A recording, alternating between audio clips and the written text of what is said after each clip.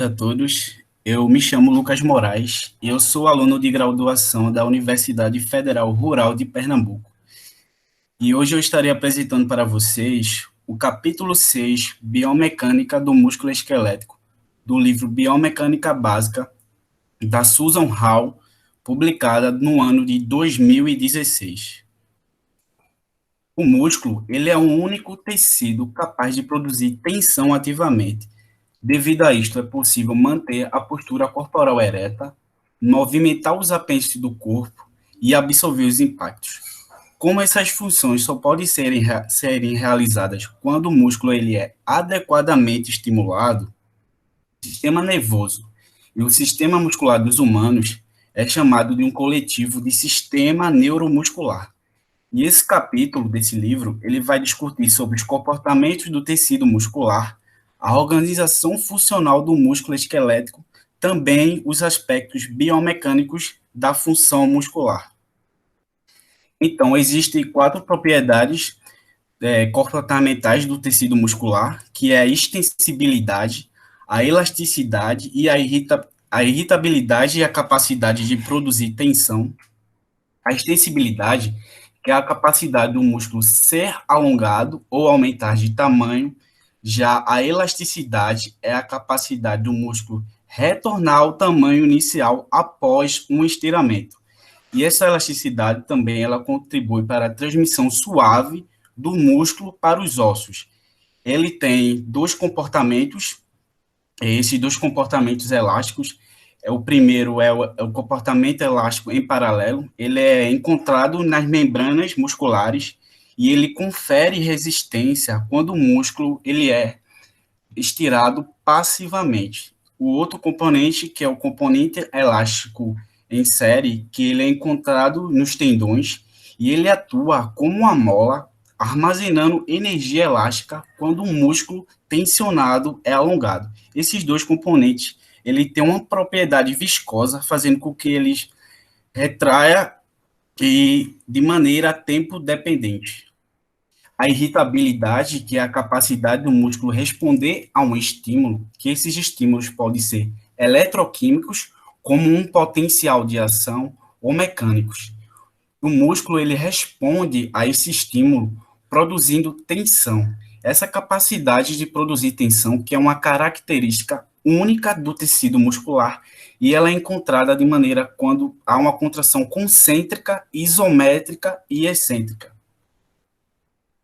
Basicamente, no corpo humano, há 434 músculos, sendo de 40 a 45% da maioria dos adultos, a maioria do peso corporal nos adultos, cerca de 75 pares, eles são responsáveis pelos movimentos corporais e pela postura, e o restante é envolvido em atividades como controle ocular e deglutição. Uma célula muscular isolada, ela é chamada de fibra muscular, por conta do seu formato alongado. Por conta do seu formato alongado. Ela é composta por uma membrana, e essa membrana é chamada de sarcolema, e o citoplasma, ele é chamado de sarcoplasma. Devido a isto, é possível ver a observação no microscópio nas mudanças das bandas e das linhas, que a partir disso dá-se a nomenclatura dessa estrutura. O sarcômero, ele é delimitado entre duas linhas Z, dividido ao meio por uma linha M, e aí as bandas A contêm os filamentos grossos de miosina e os filamentos finos de actina, enquanto as bandas I contêm apenas os filamentos finos de actina. E essas bandas elas são mantidas no lugar pela ancoragem da linha Z, e no centro das bandas A encontramos a zona H.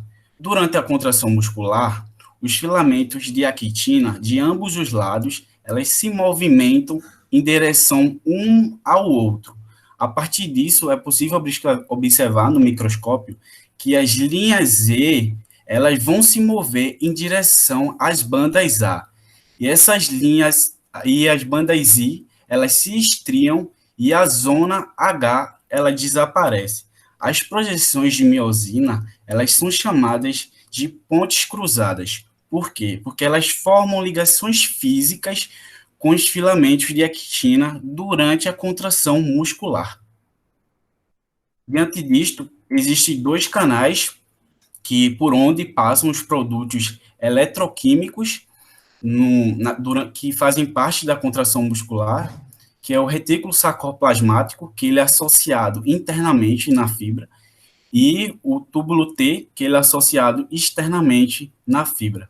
E essa fibra ela é composta por tecidos conectivos. Então, a membrana ela é envolta pelo tecido conectivo chamado endomísio, e elas são agrupadas em grupo de fascículos. E esses grupos de fascículos, elas são agrupados envoltos pelo perimísio. Diante disto, os grupos de fascículos que formam as partes dos músculos também, eles são envoltos pelo epimísio.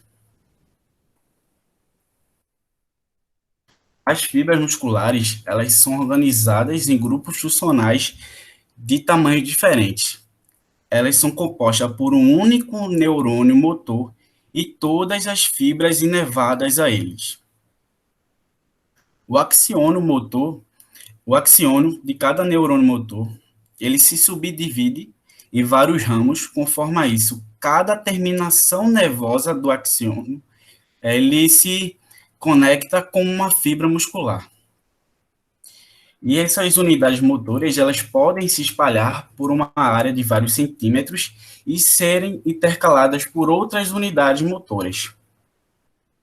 Também elas são tipicamente confinadas a um único músculo e estão localizadas naqueles músculos. Uma única fibra, uma única unidade motora em mamíferos, ele contém de 100 a 2.000 fibras. E dependendo do tipo de movimentos que ele executa, mais ou menos.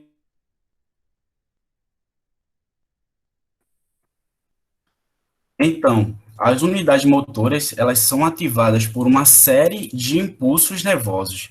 Quando esses impulsos nervosos são rápidos e sucessivos, e eles ativam uma fibra que já está em tensão, ocorre a somação. E essa tensão, ela aumenta progressivamente até que essa fibra ela chega ao seu valor máximo de tensão alcançado. E essa fibra que ela chega ao seu valor máximo de tensão e essa tensão seja mantida por um tempo, ela entra em estado de tetânia. Então, em relação aos tipos de fibra, elas possuem características estruturais, histoquímicas e comportamentais diferentes, que são elas as fibras de contração rápida e as fibras de contração lenta. As fibras de contração rápida, elas levam 1/7 do tempo necessário até que as fibras de contração lenta alcancem o pico de tensão máximo, e essa diferença entre o pico de tensão é atribuída às grandes contrações de miosina ATPase nas fibras de contração rápida. E elas têm um diâmetro maior e se fadigam mais rapidamente, diferente das fibras de contração lenta. E elas possuem duas características, a fibra de contração rápida. A primeira, aquela que ela compartilha a fadiga, e a segunda, que tem um diâmetro maior, possui menos mitocôndrias e se fadiga mais rapidamente. Como vocês podem ver aqui nesse gráfico, a fibra de contração rápida ela atinge um pico mais rápido, diferente da fibra de contração lenta, e também ela se relaxa mais rapidamente. Em referente ainda aos tipos de fibras, elas podem ser chamadas, a fibra de contração rápida pode ser chamada de tipo 2A e tipo 2B, também como fibra oxidativa e glicolítica de contração rápida e glicolítica rápida de contração rápida. E essas fibras têm um fadigamento rápido. E as fibras de contração lenta, elas são chamadas do tipo 1 e são também oxidativas de contração lenta, e elas são resistentes à fadiga. Essas fibras, elas contribuem diretamente em esportes específicos, A fibra de contração rápida, ela contribui em esportes como, que envolvem corrida e velocidade e saltos. Já as fibras de contração lenta, elas contribuem para o esporte como corrida em distância, ciclismo e natação. Diante disto, um atleta que ele tenha uma maior taxa de fibra de contração rápida, ele tende a ter um maior sucesso na sua modalidade específica. Também como os atletas que possuem maior taxa de fibras de contração lenta, eles tendem a ter um grande sucesso nessas atividades esportivas. E essas fibras, elas podem ser convertidas a partir dos treinamentos. A fibra de contração rápida, ela pode ser convertida em fibra de contração lenta a partir do treinamento de resistência. Já a fibra de contração rápida do tipo 2B, ela pode ser convertida em tipo 2A a partir do treinamento de carga, treinamento isocinético e o treinamento de resistência também. Outra variável que influencia a função muscular é a organização das fibras e o músculo. As orientações das fibras e o músculo e a disposição com que essas fibras se fixam aos tendões, elas variam entre os músculos do corpo humano. Diante disto, essas fibras elas podem afetar a força de contração muscular e a amplitude do movimento. São elas duas categorias, as fibras paralelas e as fibras peniformes. As fibras paralelas, que elas são localizadas paralelamente ao eixo longitudinal do músculo, onde o principal resultado dessa fibra é o encurtamento. Já fibras peniformes, elas são localizadas com o eixo longitudinal do músculo e elas podem girar sobre as fixações ou as fixações dos tendões. Essas fibras peniformes, elas podem gerar força através do ângulo de penação dela, ou seja, uma fibra de peniforme que tenha um maior ângulo de penação, ela tende a ter menor força transmitida para os tendões. Em relação a isso, quanto menor o ângulo de penação dessa fibra, maior velocidade do encurtamento diante disto. E as fibras paralelas, elas permitem, de fato, um maior encurtamento do músculo como um todo. Já as fibras peniformes, elas podem gerar mais força. Então, o músculo, quando ele é tensionado, a tensão é constante ao longo de todo o comprimento do músculo, bem como nos tendões e nos locais de junções músculos tendíneas. A força de tensão produzida pelo músculo, ela puxa os ossos associados e gera um torque. A magnitude do torque é um produto entre a força muscular e um braço de momento. Nessa imagem aqui, o torque produzido pelo bíceps braquial, ele precisa se opor ao torque criado pelo tríceps, pelo antebraço e pela resistência que é segurada. Em referência ao recrutamento das unidades motoras, o sistema nervoso central, ele exerce um controle, e esse controle faz com que tenha uma correspondência entre a velocidade e a magnitude da contração muscular e as necessidades de movimento. A partir disso, as unidades motoras de fibras de contração rápida, elas têm, as fibras de contração lenta, elas têm os limiares mais baixos, ou seja, elas são mais fáceis de serem ativadas. E essas fibras de contração lenta, elas são as primeiras a serem ativadas. As fibras de contração rápida, elas possuem um limiar mais altos e são mais difíceis de serem ativadas. No exercício de baixa intensidade, o sistema nervoso central, ele executa quase que exclusivamente a fibra de contração rápida. Conforme essa atividade ela vai se passando, outras unidades motoras vão sendo ativadas. Em relação à mudança do comprimento muscular com a produção de tensão, quando a tensão no músculo produz um torque maior do que o torque resistivo, esse músculo ele se encurta. Quando o músculo ele se encurta, o tipo de contração é concêntrica. Referente a isso, quando os torques são opostos em uma articulação e essa excedem o torque que é produzido pela tensão em músculo, esse músculo ele vai se alongar. Quando o músculo ele se alonga, a contração é excêntrica. A contração isométrica, que é os torques opostos na articulação cruzada pelo músculo, é igual ao torque produzido pelo músculo, ou seja, zero torque. O músculo ele não vai se alongar e nem vai se encurtar, mas, porém, vai mesmo assim produzir tensão no músculo. Em referência aos papéis desempenhados pelos músculos, temos alguns. Os agonistas, que eles contraem e produzem um movimento no segmento corporal durante essa rosca direta. O bíceps braquial é o agonista desse movimento. E os antagonistas, que eles produzem uma contração excêntrica ao mesmo tempo que os agonistas realizam o movimento. No caso, seria o tríceps braquial, que é o antagonista desse movimento. Temos os estabilizadores, que eles estabilizam uma parte do corpo contra uma força em particular para poder realizar o movimento.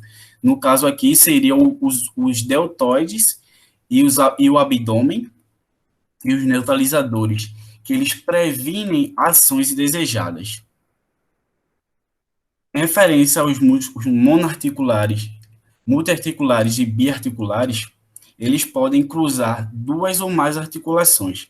São eles o bíceps braquial, o tríceps braquial, alguns músculos que cruzam o punho, todas as articulações dos dedos, o reto femoral e os músculos isquiotibiais.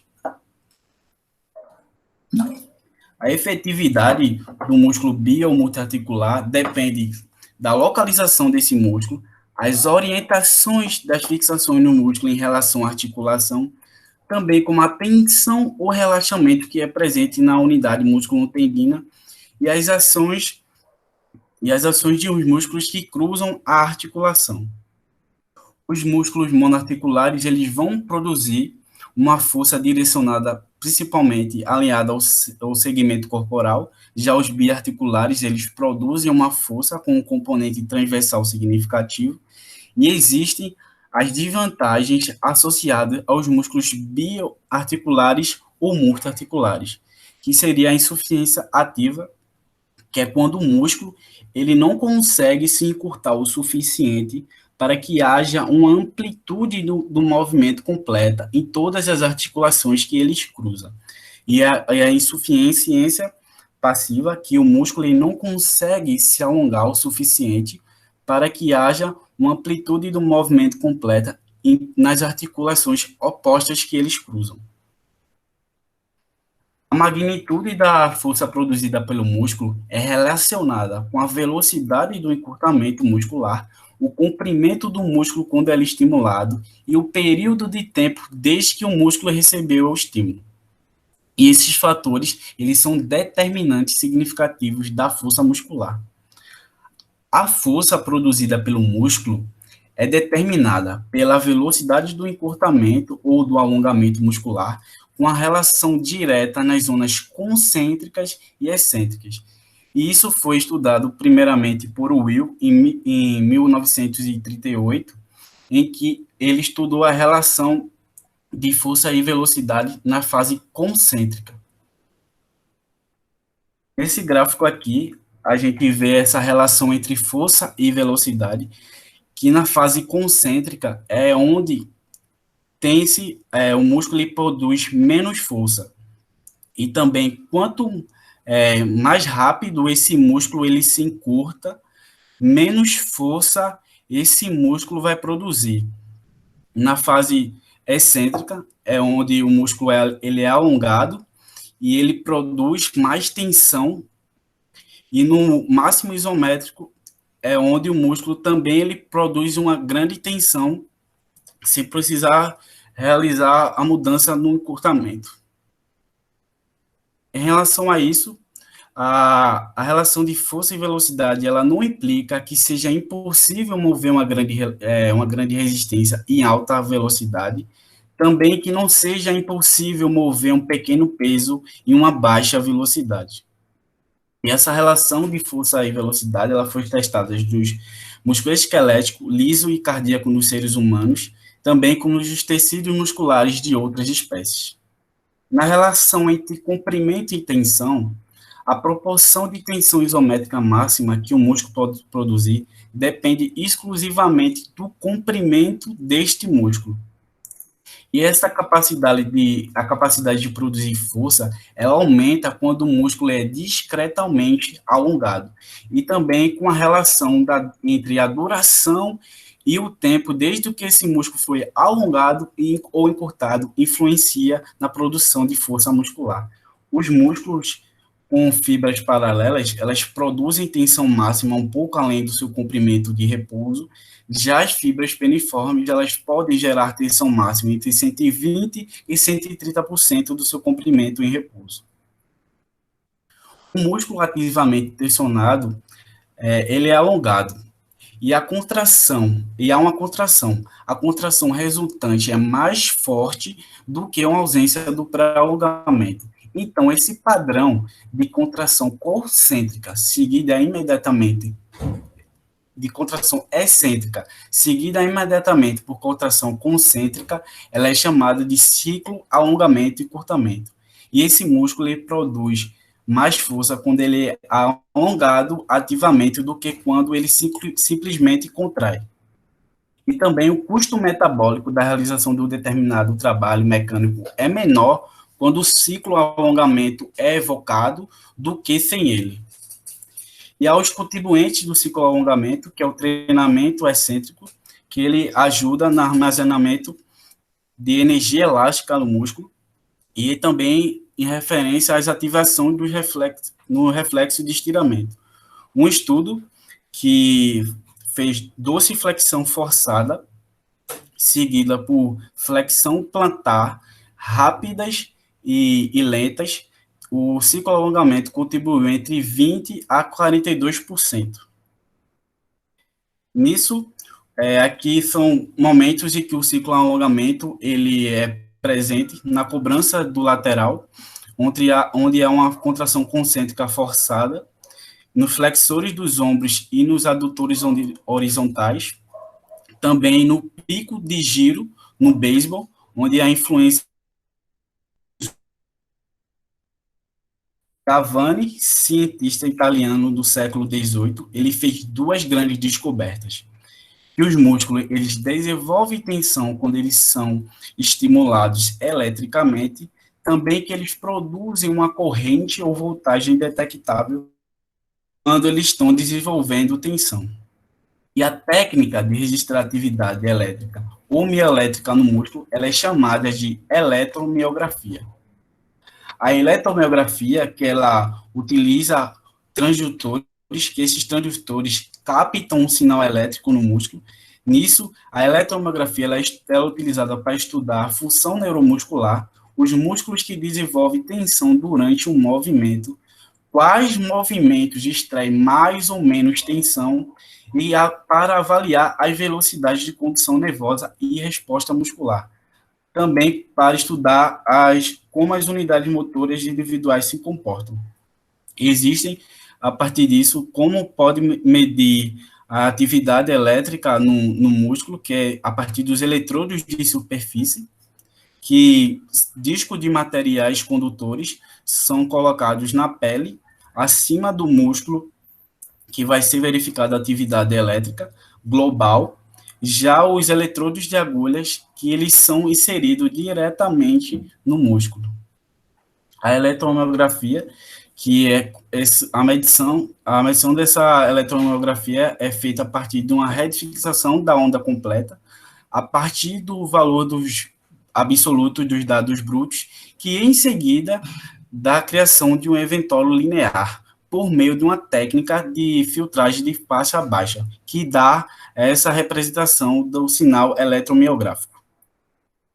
E um breve período decorre até que esse músculo comece a produzir tensão. E isso é chamado de atraso eletromecânico. E estudos mostram que esse momento, é possível que esse seja um momento que o componente contrátil do músculo, ele alongue o componente elástico em série.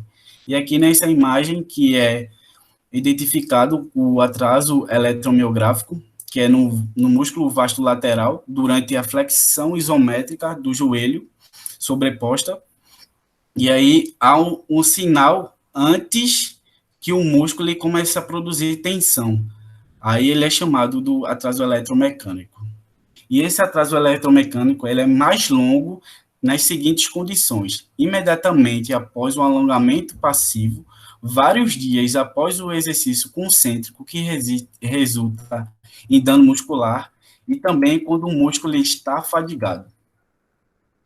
Então, em referência às características da geração de forças, elas são avaliadas a partir dos conceitos de força, potência e resistência muscular, que esses conceitos são contribuintes direto em atividades desportivas.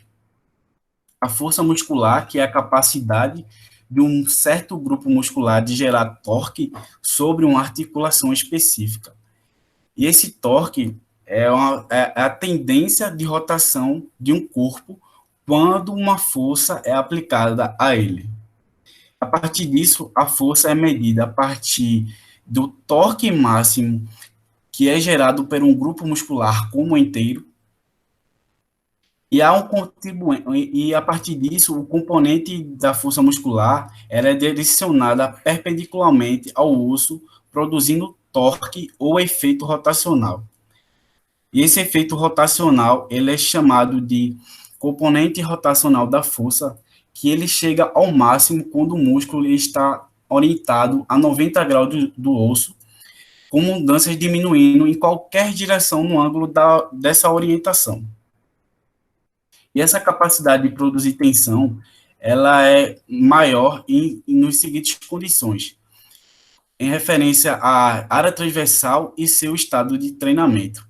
E essa capacidade de produzir tensão pela sua área transversal, ela chega ao máximo quando o músculo está aproximadamente a 90 newtons por centímetros ao quadrado. E essa força ela é derivada do total de tensão que os músculos podem gerar, também como braços de momentos que são contribuintes em uma relação ao centro da articulação.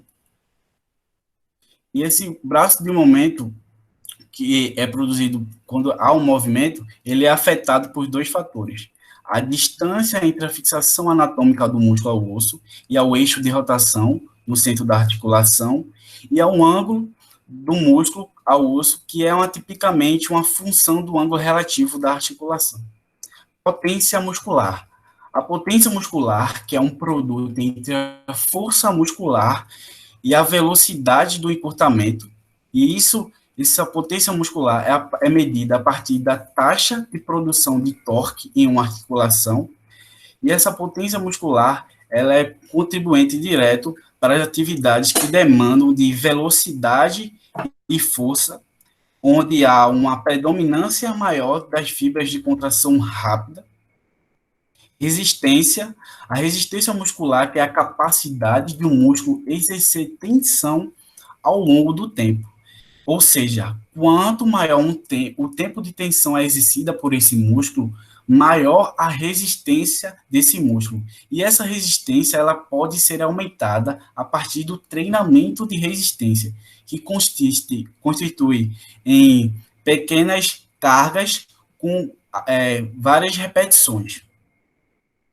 Fadiga muscular, que é a redução induzida pelo exercício na capacidade máxima de força no músculo, e existem os fatores que afetam a taxa dessa fadiga no músculo, que é o tipo e a intensidade do exercício, os grupos musculares que são envolvidos e o ambiente físico em que essa atividade ela é realizada. Existem as características dessa fadiga muscular, que é a redução da produção de força e a redução da velocidade do encurtamento. Em relação ao efeito do aumento da temperatura corporal, quando a temperatura corporal ela aumenta, também é aumentada a velocidade das funções nervosas e muscular. Nisso, há um deslocamento na curva de força e velocidade.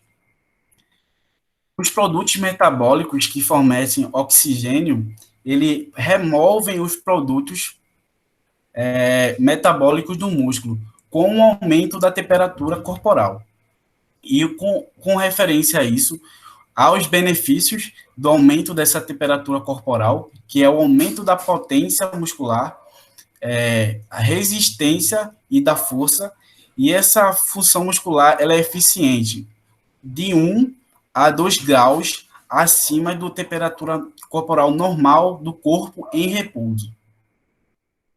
Quando a temperatura corporal ela é aumentada discretamente, a curva de força e velocidade ela é deslocada. Nesse gráfico aqui é mostrado a diferença entre a temperatura corporal normal, ela é em repouso, e quando ela é aumentada. E podemos ver essa diferença em relação à velocidade e à força entre essas duas. E é isso, obrigado.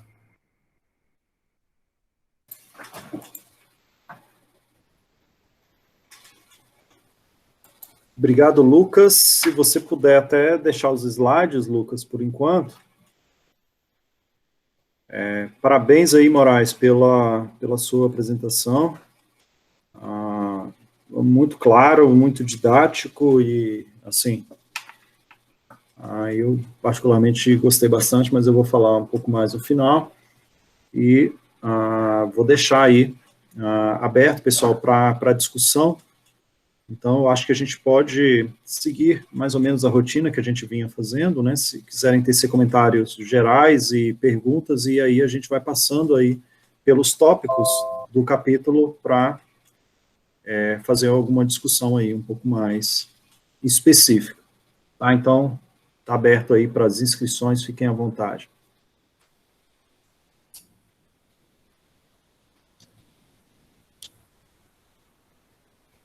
Bora, pessoal. Estão dormindo? Lucas, você colocou o pessoal para dormir aí. Não é possível. Quem vai? Vai, Petros. Tem que ser você, cara. Meu Deus do céu. Cara, impressionante isso. O pessoal pergunta para ele, eu tô preocupado, cara. Eu acho que o pessoal tá achando que tem que pagar para fazer pergunta, para falar. Tá doido. Pois é, cara. Eu vou começar assim só falando. Eu nem vou pontuar muita coisa, tá, Lucas? Primeiro, beleza. Parabéns pela apresentação, tá? Bastante didática. A gente já tinha comentado lá, meio que às vezes em tom de brincadeira, né? Mas eu acho que vale enfatizar que de verdade é uma apresentação bastante didática, interessante, visualmente muito boa, tá? E de certa forma, também eu vejo uma certa tranquilidade aí na tua apresentação, tá? Então, eu gostaria mais de parabenizar aí tua fala, tá? E antes da gente seguir aquela rotina, né, que eu chego aqui e fico falando 1h30 e todo mundo fica calado, eu gostaria de fazer uma pergunta pro pessoal, ao invés do Lucas, cara, primeiro. Fique à vontade. Porque, na verdade, assim, eu queria ver se fica claro para todo mundo o porquê, por exemplo, num gráfico lá que o Lucas mostrou sobre relação carga-velocidade, por que existe, por exemplo, essa diferença que na fase concêntrica eu produzo menos força, na isométrica eu produzo 100% da minha força, e por que na fase excêntrica eu produzo mais força muscular em relação à fase concêntrica. Isso é claro para todo mundo? E se for claro, por que eu produzo mais tensão no músculo na fase excêntrica em relação à concêntrica? Porque se a minha visão é assim, se ninguém pergunta, se ninguém troca ideia, significa que está claro para todo mundo, né? E para mim não é muito claro. Já vai a segunda pergunta emendada com a primeira. A maneira que a gente faz mensuração de um RM, será que nós estamos medindo um RM mesmo? Baseado nesse gráfico aí.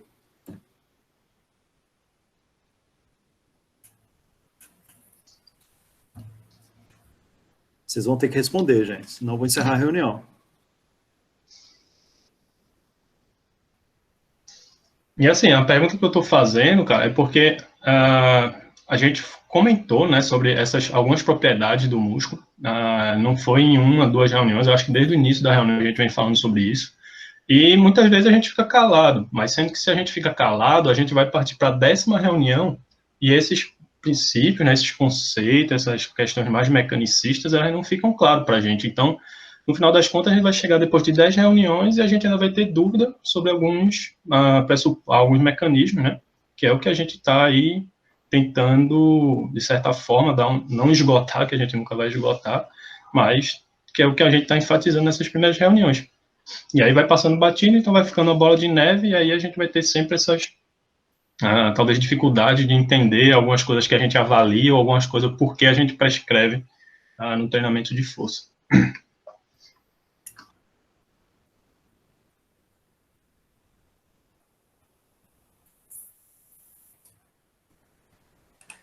Petros, eu vou tentar aqui escorrer sobre o que eu penso.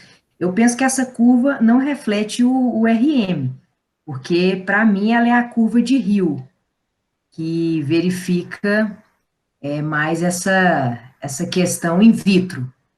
Então, pensando no que o Fabiano falou, se ela reflete um RM, eu acredito que não, mas eu não sei te dar explicação embasada no motivo que eu acredito nisso, né? Eu penso nessa teoria do Hill, ele apresenta essa relação força-velocidade, então eu não consigo passar além desse ponto. Se alguém quiser contribuir nesse sentido, seria interessante também.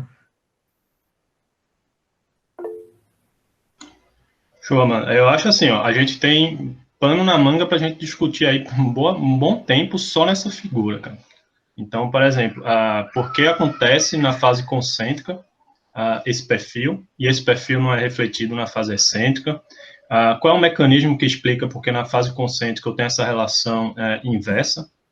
Então, eu acho que eu queria discutir mais com vocês, ao invés de eu estar falando aqui de costume, discutir com vocês para que isso aqui, que basicamente é uma boa base daquilo que a gente vem aplicando nos nossos estudos, então é a base do VBT, então, e não só do VBT, né, de várias outras abordagens de treinamento, mas que a gente precisa, talvez, deixar isso um pouco mais claro, tá?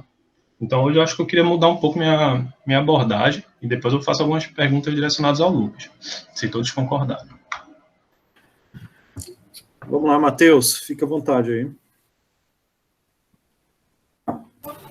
Tá, na verdade, eu ia tentar responder, mas aí se for avançando... Não, pode ir, vai-se embora, pode responder. Tá. Acredito que é o seguinte, a contração excêntrica e a contração concêntrica, elas são controladas de diferentes formas, né? A contração excêntrica, por exemplo, também tem algumas proteínas elásticas que vão ajudar na contração, que na contração concêntrica não tem, e que favorece a produção de força, no caso é só a parte de resistência, e também tem alguns mecanismos de reflexos que vão contribuir para tentar aumentar a tensão do músculo em via de proteger. Isso daí, no caso, vai terminar favorecendo a produção de força na contração excêntrica e isométrica comparada à contração concêntrica, em resumo, né? E sobre o teste de URM, eu acredito não, a gente tenta medir, avaliar a máxima força concêntrica do participante, porque normalmente, inclusive, como parâmetro para a gente considerar a falha é justamente na fase concêntrica. Então, muitas vezes a pessoa, sei lá, está fazendo supino reto, ela faz a fase excêntrica completa e quando vai para a fase concêntrica que falha. Então, acho que a gente, quando avalia a força, a gente avalia principalmente a força concêntrica e não necessariamente a força máxima que o participante ele pode executar.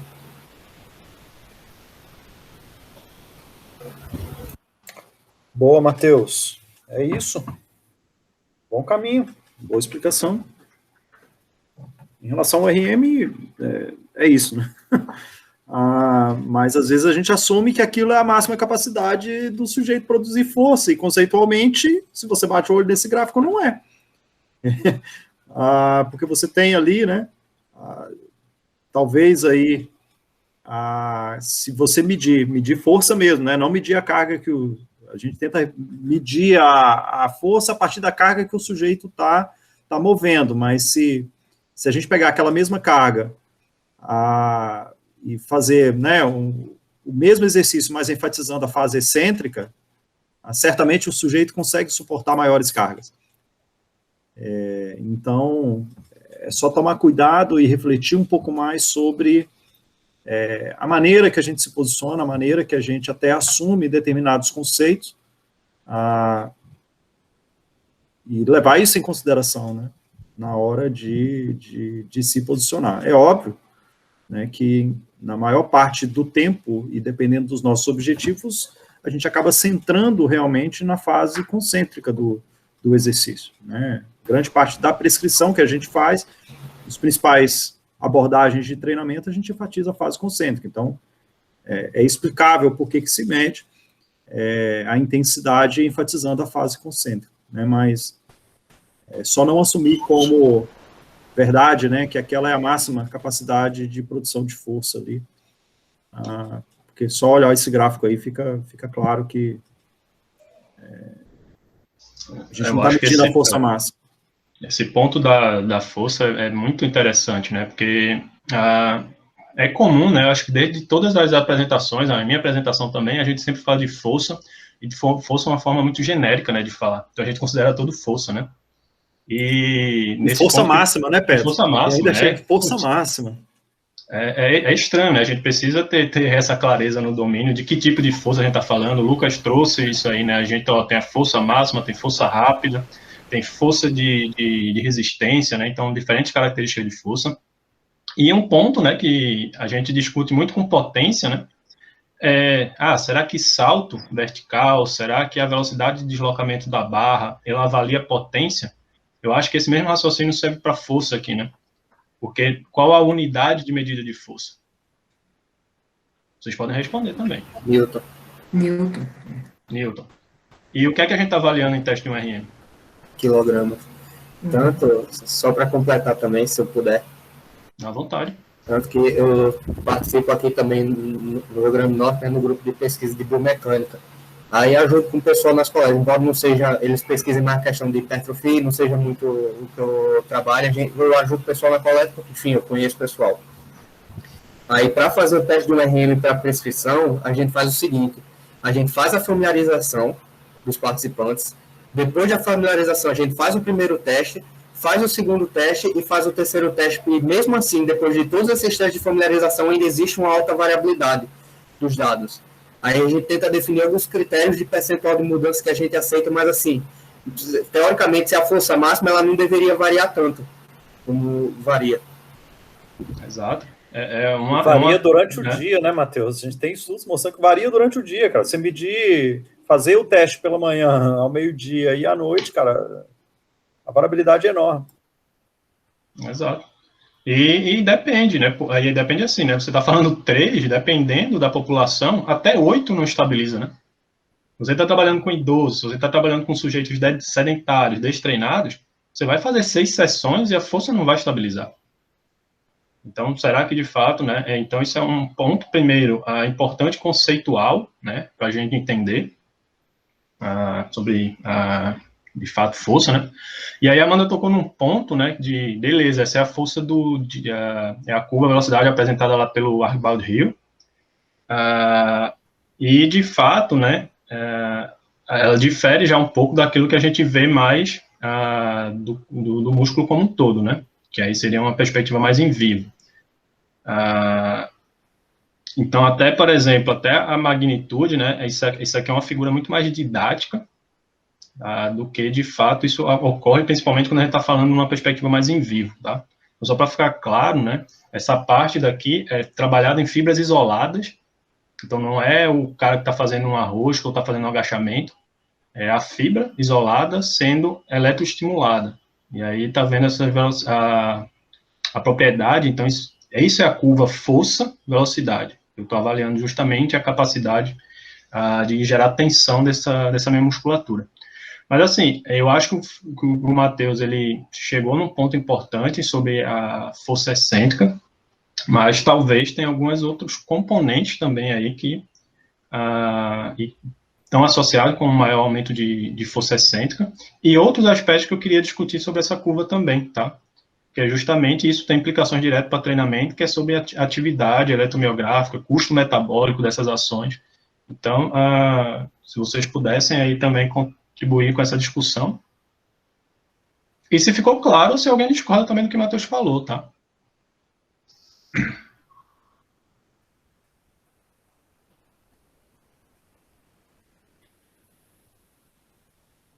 E a gente tem que deixar claro também algumas questões fisiológicas, né, Petros? Do porquê essa parte da velocidade aumentando, o porquê produz menos força. A parte fisiológica também seria legal comentar. O porquê que isso acontece, porque não dá o tempo dos filamentos de actina e miosina eles fazerem a contração muscular completa no passo a passo. Perfeito. Do ponto de Seria vista mecânica pura. Isso foi discutido na apresentação de Amanda também. Perfeito, Lucas, eu acho que é isso. Porque justamente, se eu estou produzindo alta velocidade, eu tenho menos tempo para ter justamente a formação de pontes cruzadas, né? Se eu tenho menos pontes cruzadas ali formada, a tensão que aquele meu músculo vai estar gerando, ou a força que aquele meu músculo vai estar gerando, vai ser reduzida, vai ser comprometida. Então, à medida que eu aumento força, é uma relação inversa. À medida que eu aumento força, eu preciso ter mais tempo. Então, isso faz todo sentido quando a gente analisa a curva de taxa de desenvolvimento de força. Então, geralmente, a taxa de desenvolvimento de força, a gente tem ali aquela força produzida em menos de 100 milissegundos, e geralmente, onde é que eu produzo o pico de força? Próximo ali de 200 milissegundos. Por quê? Porque eu preciso de mais tempo para formar mais pontes cruzadas. Então, eu tenho mais fibras ali sendo gerando tensão e, consequentemente, eu aumento a capacidade de força, a capacidade de gerar tensão daquela musculatura. Ao passo que quando eu faço mais rápido, eu não atinjo, né, o pico de força, porque justamente eu tenho menos, do ponto de vista de propriedades mais moleculares, eu não consigo ter essa formação, tá? Todo mundo aqui já ouviu falar sobre a titina? Beto, só um instantinho, porque o Léo levantou a mão aqui. Levantou, não sei se tem alguma coisa. Tá. Léo, fica à vontade aí, Petros, depois entra nessa parte da titina. Opa, boa noite. Era mais para tirar uma dúvida, já que, como a gente conversando que o trabalho de um RM é feito mais, quando dando ênfase à força concêntrica, baseado nesse gráfico mostrado no slide, seria interessante, eu não sei se é possível também, trabalhar um RM focando na força excêntrica, já que ela apresenta uma maior construção de força nesse momento excêntrico do músculo. E aí, pessoal? Os personagens aí.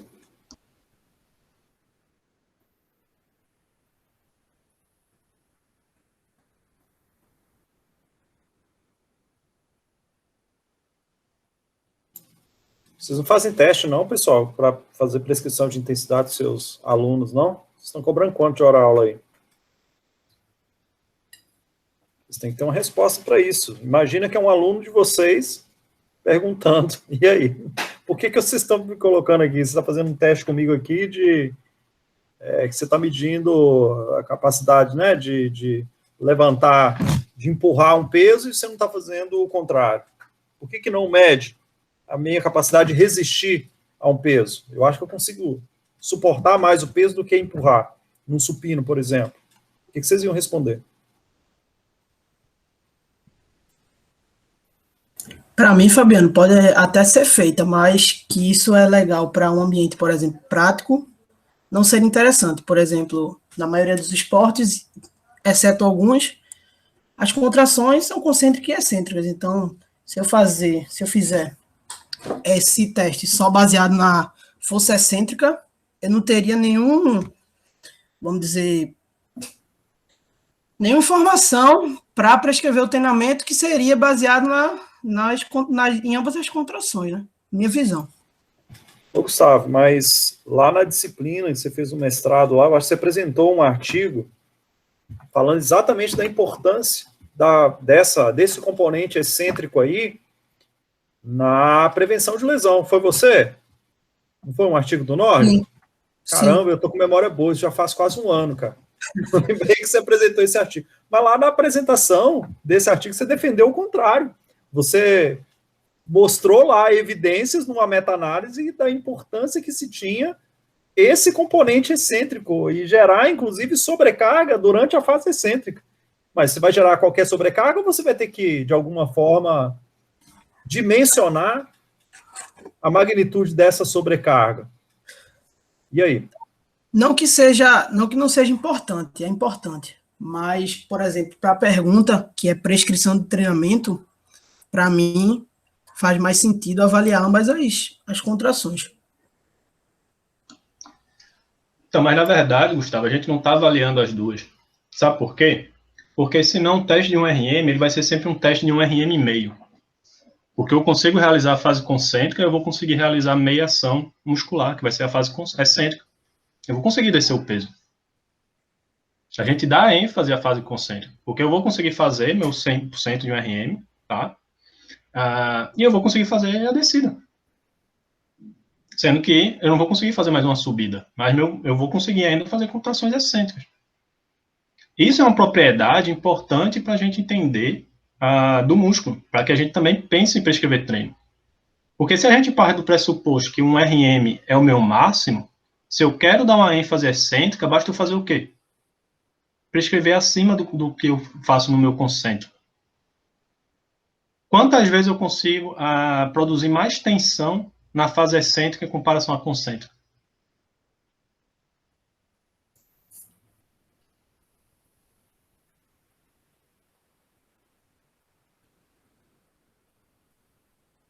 Gustavo, essa parte é tão importante, que os caras desenvolveram um equipamento, né, lá para os astronautas até, e depois isso veio agora, né, para a parte esportiva, especialmente, que esse equipamento ele tem a capacidade de gerar maior sobrecarga, não sei se eu posso falar isso, né, Petro, baseado na análise, mas a ideia é essa, né, de se sobrecarregar ou dar ênfase, eu acho que a melhor palavra é isso, dar ênfase a essa fase excêntrica, exigir mais, né, do componente muscular, do tecido muscular, durante essa fase excêntrica, que são os equipamentos inerciais. O que o equipamento faz é exatamente isso.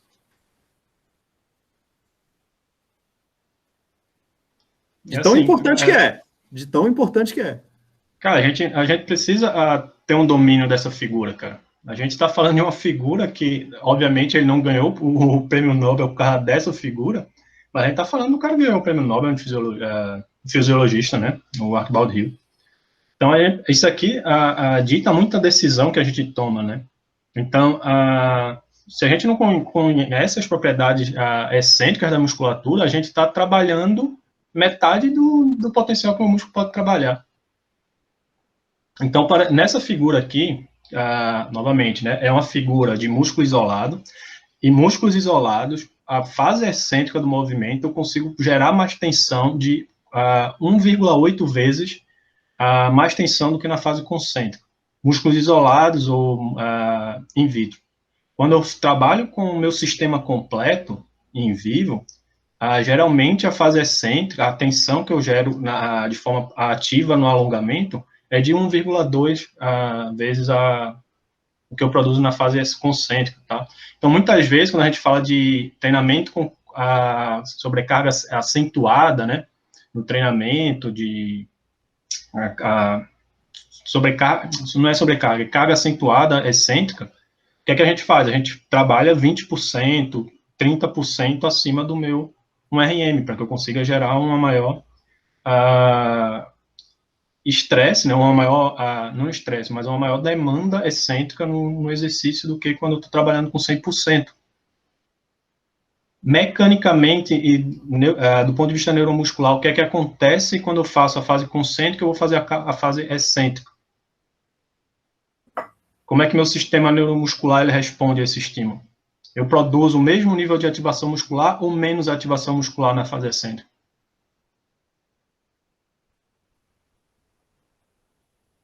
Mais Tudo isso que a ativação. gente tá... Oi? Mais ativação. Na fase excêntrica? Isso. Então, vamos tentar trazer isso para exemplos, tá? Tudo isso que a gente está falando é de sistema neuromuscular agora, que é o que a gente vem trabalhando desde as primeiras reuniões, tá? Então, imagine um ponto, tá? Eu vou fazer uma ação leg, eu vou chutar o leg para fazer a fase concêntrica do movimento, beleza? Meu nível de ativação vai ser X.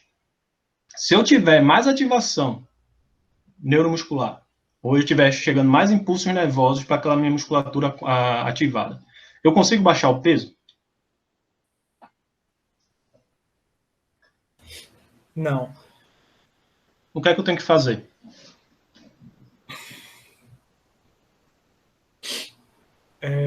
Petrus, eu acredito que...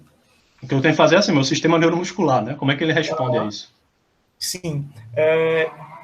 Eu acredito que seja mais fácil a gente vencer uma resistência do que a gente controlar essa resistência voltando, né? Eu acho que a fadiga também deve interferir, não sei, não tenho certeza. Mas talvez fugindo também um pouco da tua resposta. Quando tu falou desse gráfico, eu fiquei, não, peraí, tem alguma coisa errada. O Lucas falou rápido também, né? Eu tava tentando pegar o ritmo. E eu fiquei, não, tem alguma coisa errada, velho. Não tem como na fase excêntrica a gente produzir uma maior taxa de força, de produção de força. Não faz sentido. Mas depois eu disse, não, vamos tentar entender. E a gente passa a formação meio que doutrinado a entender a força como o torque é o efeito rotatório da força. E eu via isso, né? Eu fui monitor de cinesiologia, eu via isso como uma contração concêntrica, né? Fazendo lá o 90 graus do rosca, ali é o maior torque. Aí eu pensava, não, na fase concêntrica. Mas, poxa, depois que sobe, ele zera também, quando fica alinhado com o eixo. E quando ele volta na fase excêntrica, ele vai passar pelo 90 graus também. E ali também ele vai estar exercendo uma taxa até talvez maior, não sei, porque eu vou estar cansado, já fiz um encurtamento, agora eu vou estar alongando. E aí é massa, velho, ver esse outro ponto de vista, né, da contração. A gente ignora muito a contração excêntrica e talvez seja algo interessante até de se ver.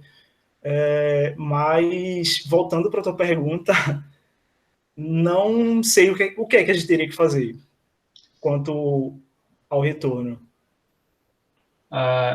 Depende. Depende. Depende do objetivo, depende da força, depende do que você está buscando, depende de um monte de coisa. Mas vamos pensar que... Não, pode falar, Fabiano.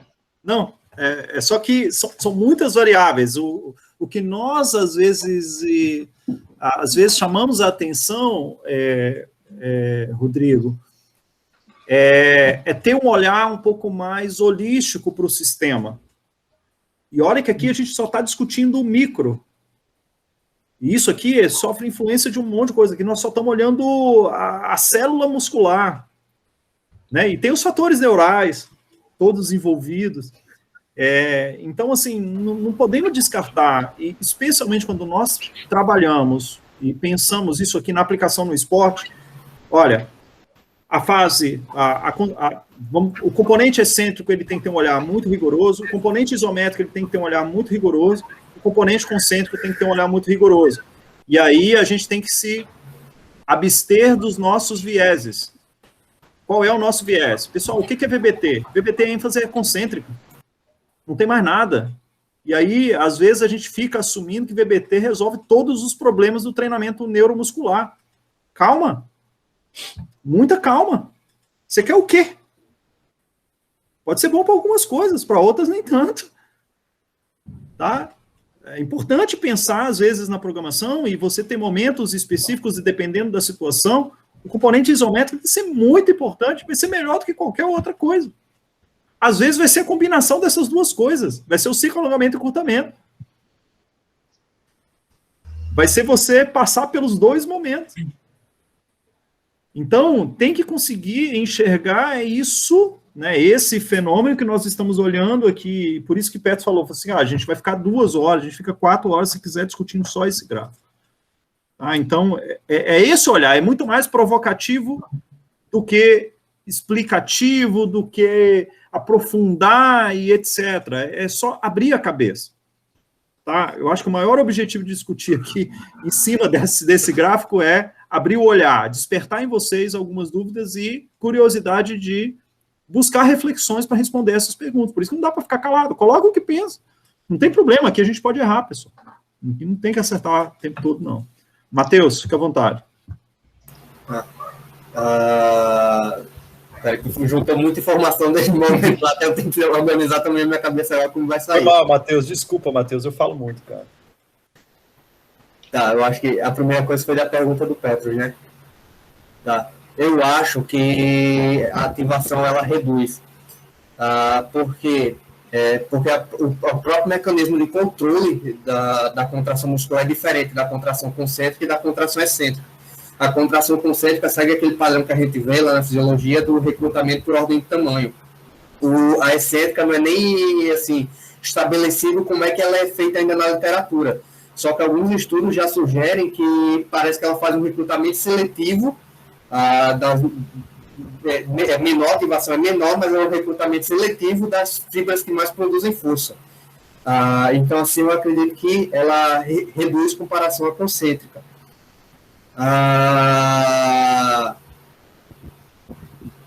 Eu misturei muita coisa na cabeça mesmo. Não, pode. Eu acho que o caminho é esse, Matheus. Pode. Sim. Aí, sim, porque daí passar para o outro lado. Que aí teve um momento também que eu fiz o curso lá do NAR, e uma coisa que pegou muito assim do que o pessoal falou é que a gente. Muitas vezes a gente pode, quando a gente fala assim de treinamento mesmo na prática, a gente tem que se importar mais no conceito do que com aquela medida exata, muitas vezes. E eu acho que o conceito dessa processo de avaliar o quê? Concêntrico, excêntrica, vai justamente nesse sentido. Se eu avaliar concêntrico, eu tenho que saber que com excêntrico eu faço mais força. Então, se eu botar o mesmo peso, eu vou estar subutilizando a ação excêntrica, enquanto eu dou uma carga exata para a ação concêntrica. E da mesma forma, se eu avaliar só a ação excêntrica, se eu botar a ação excêntrica, eu vou estar super estimando a ação concêntrica e dando uma carga ideal para a ação excêntrica. Que aí vai no ponto que eu concordo com o Fabiano. Então, depende muito do que a gente quer fazer. Se a gente quer trabalhar em um dado momento com ênfase na concêntrica, então a gente tenta avaliar de forma concêntrica. Se a gente quer fazer um período de treino excêntrico, sei lá, de flexão nórdica, para trabalhar prevenção de lesão, a gente utiliza a medida de ação excêntrica. Se a gente quer misturar os dois numa mesma sessão, a gente pode fazer isso, mas sabendo que vai acontecer esse viés de estar superestimando ou subestimando, dada a contração muscular. E aí dá para tentar fazer de outras formas, tipo, fazer um treino com ênfase na concêntrica e depois trabalhar a excêntrica, visto que a excêntrica ela consegue produzir mais força, ou então misturar o mesmo, dar aquele toque, né? Você faz a força concêntrica, eu te ajudo aqui, mas na excêntrica vai só você, e assim a gente vai tentando usar de outras estratégias. Eu acho que eu falei tudo que eu tinha pensado. Não, cara, eu concordo contigo, Matheus, e eu acho que era esse ponto que eu queria chegar, tá? Da gente olhar isso aqui, e isso aqui é rico demais para a gente pensar em prescrição de treinamento. O que acontece, de fato, na fase excêntrica, é eu ter uma redução da ativação elétrica, da atividade eletromiográfica. Para quê? Para que simplesmente o peso desça. Porque senão, se eu estou ativando no mesmo nível ou mais, o peso não desce. Se eu estou pensando em fazer esse acoplamento de excêntrico e concêntrico. Então, na concêntrica eu tenho maior atividade, e na excêntrica, por questões mecânicas, eu preciso descer o peso, então eu preciso ter uma desativação muscular, para que eu desça o movimento. E aí isso tem implicações diretas na curva carga ou força-velocidade, porque se eu estou trabalhando com 70% do nível de ativação muscular na fase concêntrica, quando eu vou para a excêntrica, eu não estou trabalhando na mesma curva força-velocidade. Por quê? Porque eu estou trabalhando com menos ativação. E esse é o principal problema ou limitação que o treino tradicional hoje ele tem sobre a ênfase excêntrica. Por quê? Porque eu estou trabalhando com ênfases completamente diferentes. Então, preciso pensar em estratégias que eu consiga, por exemplo, otimizar essa fase excêntrica e não simplesmente enfatizar a fase concêntrica. O treino que a gente prescreve muitas vezes, ele é puramente, ou a ênfase é muito mais concêntrica do que excêntrica. E o excêntrico não é só para a gente pensar em prevenção. A gente tem um componente bastante forte que é o ciclo-alongamento e encurtamento.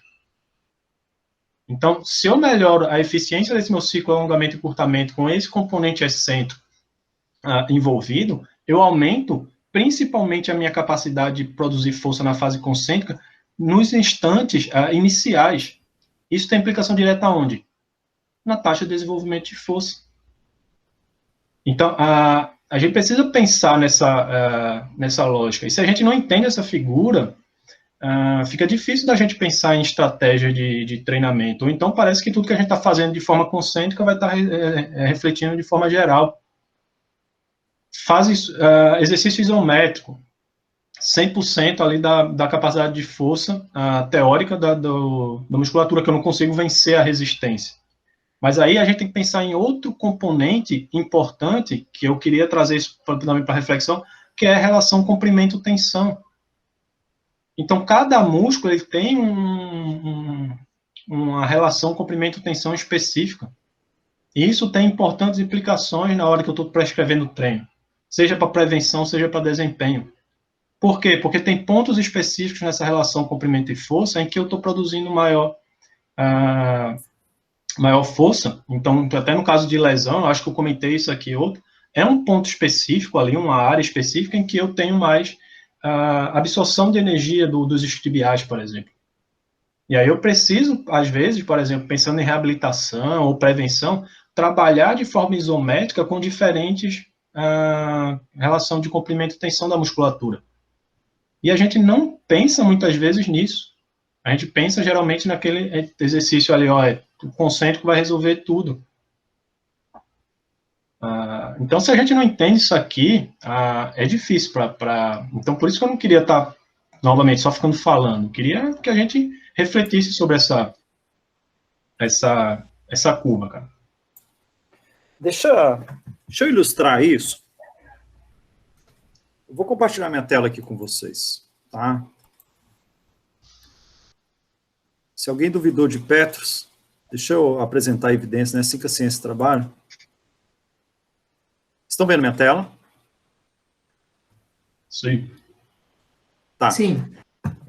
Pessoal, isso aqui é um exercício leg press, tá? Então, esse é um projeto que a gente está tocando em parceria lá no INTO, no Rio de Janeiro. E lá o laboratório deles, deixa eu ver se eu consigo, acho que tem uma parte do vídeo, eles conseguem sincronizar durante o leg, tá, a eletromiografia e os componentes aí mais de cunho mecânico, tá? Então a gente está começando a desenhar ideias, tá, de aplicação de prescrição, nesse caso de VBT, em situações de reabilitação. Tá? Então, o que vocês estão vendo aqui é exatamente, né, um estudo piloto que a gente está desenhando lá. Então, o que acontece aqui? Tá? O sujeito está realizando o leg, então, a eletromiografia está aqui, e em tempo real, né, a gente está fazendo um monitoramento da velocidade, só que aí não é a velocidade da barra, porque a gente está usando o leg, a gente está pegando a velocidade de deslocamento das barrinhas de peso aqui, que é esse ponto em amarelo. Tá? Então, só para vocês entenderem o que o sujeito está fazendo. Tiveram alguns erros aqui de execução, era um estudo piloto, a gente já corrigiu, mas só para ilustrar agora, trazer para a prática um pouco dessa discussão, né, que acabou de ser feita, e essa questão da ativação na fase excêntrica e concêntrica, eu vou mostrar isso em termos de eletromiografia. Tá? Então, tá lá, o sujeito realizando, né, 3 cargas diferentes, aqui com 20 quilos, aqui com 140 quilos, 150 quilos.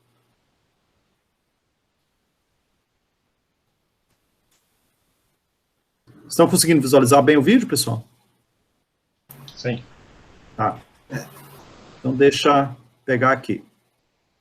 Ok, vamos lá. Agora, dá uma olhada em termos gráficos, o que representa. Tá? Então, a gente tentou lá, levamos para eles fazer a reprodução mesmo, né, da questão da posição, da barra, a velocidade, pegando exatamente a relação concêntrica e excêntrica, pegando toda a lógica do VBT e levando lá para uma situação que eles fazem. E aqui, ó, nós temos a atividade eletromiográfica de 3 músculos. Então, vamos centrar aqui, né, o que está aqui meio roxo, meio azul, que é o vasto lateral, tá?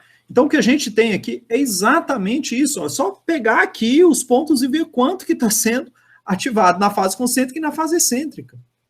Né? Então, nós pegamos aqui, ó, essa divisão, e aí eu acho que não fica dúvida mais do que acontece.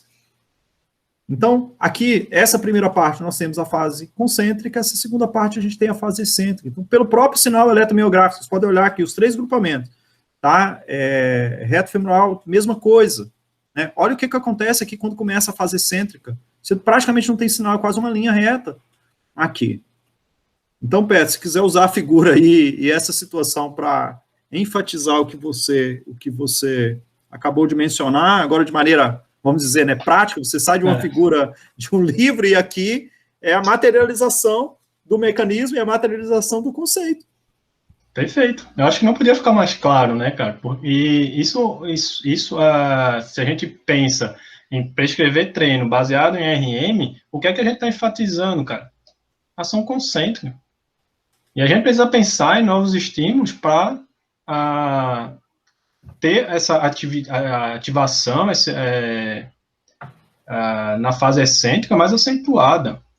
E a gente tem um corpo de evidência mostrando a importância. Hoje, se eu tivesse, né, obviamente a gente não tem essa preocupação, mas eu acho que eu já tinha comentado isso até numa aula com o Fabiano. Se eu tivesse que escolher entre concêntrico e excêntrico, se eu só tivesse essas 2 opções, eu escolheria excêntrico, eu não escolheria concêntrico. Mas, obviamente, a gente não trabalha no preto e no branco. Mas às vezes, o excêntrico, ele traz adaptações que o concêntrico ele não consegue. Tá? Então, ciclo, alongamento e curtamento, ponto de vista de prevenção, força de desaceleração e absorção de energia. Hipertrofia. Então, uma série de benefícios. Não é excluindo o concêntrico, lógico que não, mas é algo que a gente não dá tanta atenção. Né? Então, E aí a gente precisa, beleza, ó, a gente está falando de contração muscular, que é o que a gente trabalha, é o que a gente respira, e a gente não consegue entender as ações da musculatura, que seria concêntrico, isométrico e excêntrico. Então, beleza, eu sei porque no excêntrico produz mais tensão. Mas por que produz mais tensão? A gente tem que entender isso. O Matheus ele tocou em alguns pontos. Tem alguns mecanismos reflexos que estão associados, tem propriedades moleculares que estão associadas. Então, existe um complexo na miosina chamado de complexo S2, que ele fica geralmente no pescoço da miosina, que é um complexo maleável, flexível, e que quando eu faço o encurtamento da musculatura, esse complexo está reduzido.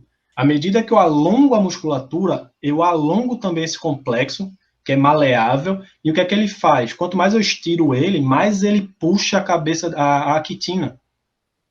Então, é uma propriedade ativa que está puxando a quitina dentro da formação das pontes cruzadas, e isso faz com que eu gere mais força dentro daquelas pontes cruzadas que já foram formadas, já foram acopladas dentro da fase concêntrica. Então, eu tenho um efeito residual dessas pontes cruzadas quando eu estou fazendo o alongamento.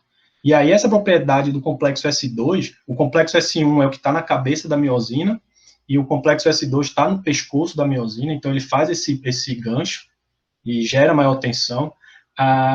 Tem a titina, que é uma proteína também teoricamente recente, né, que tem se dado bastante atenção. Ainda não está bastante claro os mecanismos, mas parece que ela funciona também como uma mola. Ela é um componente elástico, ela não gera força de forma ativa, mas passiva, mas que também é um componente que pode explicar essa maior tensão na fase excêntrica em relação à fase concêntrica. Então, a gente precisa entender isso aí, para que a gente tenha um racional na hora que a gente pensar em prescrever treinamento. Então, a gente pode pensar em várias inquietações sobre essa fala do Lucas, que eu preferi hoje vir nessa abordagem do que tentar ficar falando também várias coisas. Pode falar, Matheus. Era só comentando também que na contração excêntrica não tem co-contração que favorece a produção de força. Aí, não era só isso mesmo. Não, mas é perfeito. É porque, são coisas diferentes do ponto de vista neural, do ponto de vista molecular, do ponto de vista histoquímico. São coisas distintas. E aí a gente precisa entender como funciona a contração concêntrica, a isométrica e a excêntrica. Pessoal, e assim, né? Vamos lá, né? Lucas também apresentou um ponto aí que explica muito bem por que na fase excêntrica, se a gente estiver analisando ali o motor primário, por que a ativação ela vai ser menor. Porque você tem a ação agonista e antagonista. Então, essa relação explica também o porquê que quando a gente analisa ali a ativação, a gente pega esses dados, por exemplo, de eletromiografia e vai analisar, poxa, isso fica claro, né? Você tem uma modificação aí de perspectivas em termos estruturais, quem está atuando como agonista, como antagonista dentro de um movimento, que é uma relação também que o Lucas trouxe durante a apresentação dele. Então, é óbvio que muda a função, muda o papel, espera-se que a atividade, né, de recrutamento também vai mudar. Que é um mecanismo adaptativo, inclusive, né? Reduzir, às vezes, até essa ativação, ela pode ser funcional, dependendo daquilo que você está buscando. É uma das adaptações que também já foram discutidas nas últimas reuniões sobre essa relação agonista-antagonista. Eu acho que o Raoni tinha levantado a mão um pouco antes, eu não sei se teve alguém, eu me perdi aqui, que o pessoal começou a levantar, então fica à vontade aí, pessoal, para voltar ao assunto, discutir em cima disso, trazer outro ponto de vista, fiquem à vontade. Não foi eu não, Fabiano. Agora foi. Vai ter que falar, Rony. Se apresentou, fala. Tô brincando, cara. Fica à vontade. Mas assim, eu só não tô sabendo, tô pensando aqui, mas não tô com a ideia concreta para trazer aqui. Eu pensei na seguinte questão, naquela questão da cadência. Quando a gente fala em aumentar o tempo sob tensão na fase excêntrica, né? Então, a cadência ela entraria como um fator associado juntamente com o ciclo de encurtamento e alongamento, na questão de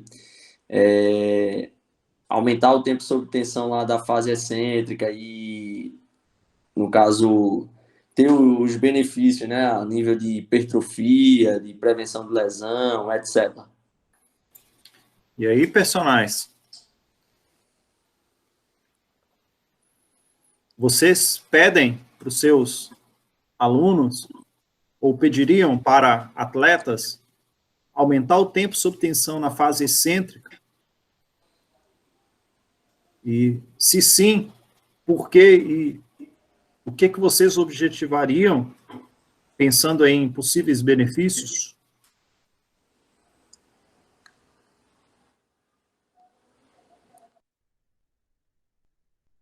Lucas, se puder voltar com a figura.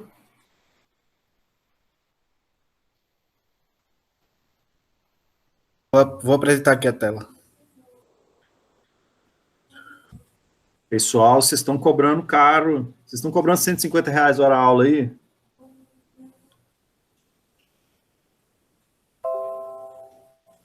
Ainda não. Quem cobrar caro tem que ter resposta para dar. Não vai ter que cobrar 15.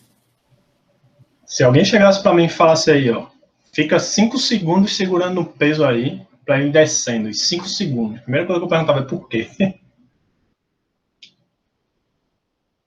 Cara, se você me der uma boa razão de eu segurar esse peso aqui 5, 6 segundos com a dor e incômodo do inferno, aí eu seguro.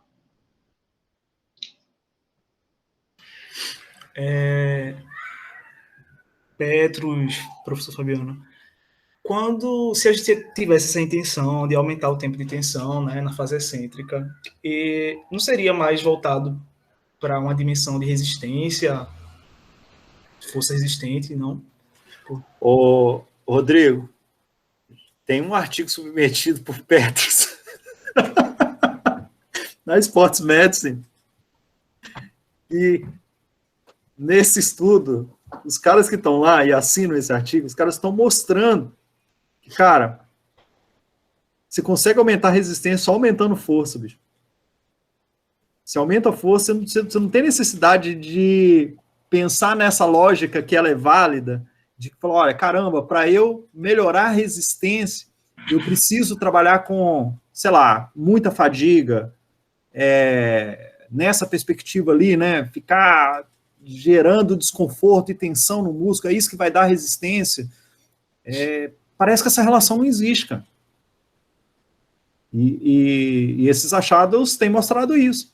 Os caras treinam com poucas repetições, aumenta a resistência da mesma forma que os caras que treinam com muita repetição, treinam muito próximo à falha, com fadiga muito alta.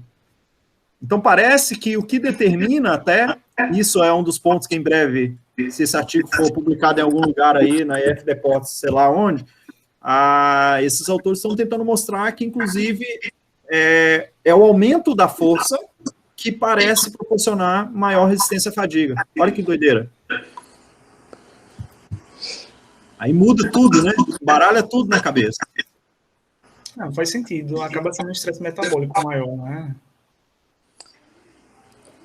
Pois é, e de acordo com o que Lucas trouxe aí do livro, né? No caso, eu já tinha essa informação que parece não tão clara, essa questão de, vamos dizer assim, dividir força de resistência, né? Ele fala aí que no livro diz que tem que trabalhar com um número de repetições maior, com a carga menor. É aí onde a gente tem que tomar muito cuidado com essa dimensão aí do conhecimento que a gente vai buscar, né? Em relação a livros e artigos, acho que a grande diferença é essa, justamente, da questão da atualização do conhecimento. Eu acho que um ponto também, Rony, porque se a gente pode pegar artigo agora de 2021, que vai estar, inclusive eu até botei um post lá no grupo, de professor referência na área de treinamento de força, dizendo que para eu aumentar a endurance muscular, eu preciso fazer 25 repetições. Então, mesmo em artigo, a gente precisa ter a criticidade para saber se de fato isso ocorre ou não. Porque a gente vai ver a recomendação do American College é essa. Para hipertrofia eu tenho zonas ali, para endurance eu tenho tal, para potência eu tenho tal característica. Eu acho que é importante a gente ter isso bem claro do que cada manifestação de força mas essa receita, muitas vezes, é que a gente precisa ter cautela em relação a ela, tá? O ponto que você tocou, Raoni, de tempo sob tensão, e aí também não sou nenhum estudioso de hipertrofia, tá? Mas tempo sob tensão não é determinante para hipertrofia, tá? E tem até estudo com meta-análise mostrando que trabalhar desde que eu tenha pelo menos 1 segundo de tempo sob tensão nas duas fases, eu consigo hipertrofiar na mesma magnitude, tá? O maior tempo sob tensão, ele vai te gerar um maior... A questão da fase excêntrica é que ela já gera menos a demanda metabólica do que na fase concêntrica, tá? Essa é a própria característica dela. Então, se eu pedalar concentricamente ou pedalar excentricamente, e ao contrário, eu tenho uma menor taxa metabólica, tá? O que é que vai acontecer? Tu vai gerar maior dano muscular, e um componente bastante importante tu vai estar perdendo quando tu aumenta o tempo sob tensão na fase excêntrica, que é justamente o ciclo alongamento e encurtamento. E por que você perde a eficiência do ciclo alongamento e encurtamento quando aumenta o tempo sob tensão?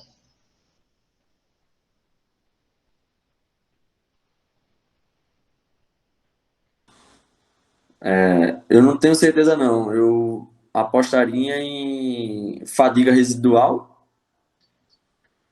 Eu não iria muito por fadiga residual. Talvez o fato da dissipação da energia, porque qual é um dos mecanismos do ciclo do efeito potencializador do ciclo alongamento e encurtamento? É estocar a energia potencial, energia elástica, tá? E eu aproveito esse potencial dessa fase excêntrica e manifesto isso nas ações iniciais da fase concêntrica. Quando eu faço esse movimento lento, para que isso aconteça, eu tenho que ter uma ação excêntrica logo seguida de uma ação concêntrica, então um movimento rápido. Para quê? Para que eu aproveite essa energia. Se eu faço um movimento lento, essa energia ela é dissipada em forma de calor. Então, não tem um aproveitamento dessa energia elástica, dessa energia potencial, para otimizar a fase concêntrica. Tá? Então, assim, o tempo sob tensão na fase excêntrica, ele é muito mais um estresse de dano na musculatura do que, pelo menos pelo que eu tenho conhecimento, de gerar algum efeito adaptativo positivo. E o dano muscular, ele não está associado com ganhos hipertróficos, tá? Então, geralmente, a gente olha 3 possíveis mecanismos, que é estresse mecânico, estresse metabólico e dano muscular. Então, se a gente pegar em livro, geralmente são esses 3, mas o dano muscular, que a gente pensa, então vai vir lá e células satélite vai regenerar o músculo e aí eu tenho maior hipertrofia. Na verdade, maior dano muscular significa que eu vou ter a maior síntese proteica para recuperar aquele dano. Então, agudamente, eu olho que eu tenho uma maior síntese proteica, mas essa síntese proteica é simplesmente para regenerar aquilo que foi lesionado na musculatura. E isso não gera, a médio e longo prazo, maiores ganhos, tá? Então, até o dano não está bem estabelecido que ele gera maior adaptação. Só para referenciar, tem um estudo do Greenwich que mostra justamente isso. Ele relaciona a taxa de síntese proteica agudamente após o treino com hipertrofia e não dá em nada. Pessoal, quem esteve aí no Simbrace, né, o Clayton trouxe os resultados, né, é um dos maiores pesquisadores aí nessa parte no mundo, né, tá aqui, né, brasileiro, pesquisador jovem e referência, e ficou muito claro na palestra dele, nos achados, né, do laboratório dele, essa questão que foi levantada aí por Feto. E até é um estudo bastante interessante, que a gente quiser depois dar uma olhada, no Felipe Damas, tá? Que ele é o primeiro autor nesse estudo do Clayton Libardi. Então, dê uma olhada lá sobre essa relação de síntese proteica com aumento de ganho muscular. Esse estudo, ele é até citado por um dos maiores especialistas sobre treinamento excêntrico, que é o... deixa eu ver aqui. É o Kazunori, acredito que é o Kazunori. Deixa eu só confirmar aqui. Kazunori, cara. Osaka. Ken Osaka. Que é um dos maiores pesquisadores que trabalham com essa relação de dano muscular. Tá? Então, ele até numa palestra dele, o Osaka, ele traz esse estudo referenciado do Felipe Damas, do Clayton Libardi, mostrando sobre essa relação. Tá? Então, eu achei que o maior especialista era o Munhoz Lopes. Acho que não. E assim, cara, só para ver a questão, né, tem gente que basicamente olha para isso, né? Então, quem quiser dar uma olhada mais sobre treinamento ou ação excêntrica, procura estudo do Nariti, que eu trouxe na apresentação, do Marco Nariti, um italiano. Aí tem um orientando dele, que é o Martino Franchi, que é também um italiano, que trabalha com treinamento excêntrico. O Ken Osaka, que é um professor lá da Austrália. E tantos outros, né? O próprio Come, que trabalha sobre essa perspectiva de ciclo alongamento e encurtamento. A orientanda dele, a Caroline, que trabalha sobre essas perspectivas. Então, a gente precisa entender de fato isso aqui. Tá? Esse era o ponto que eu queria mais discutir com vocês hoje. E aí até é outro ponto, né, que para gerar inquietação, né, porque tem essa relação, né, porque existe um comprimento ideal acho que talvez a gente vai se alongar, então só para refletir, eu acho que não vale nem a pena a gente discutir agora por causa do tempo também, Mas para a gente refletir, né, dessa propriedade de relação comprimento-tensão. A gente precisa entender essas propriedades para que a gente entenda a funcionalidade do músculo, né? Seja do ponto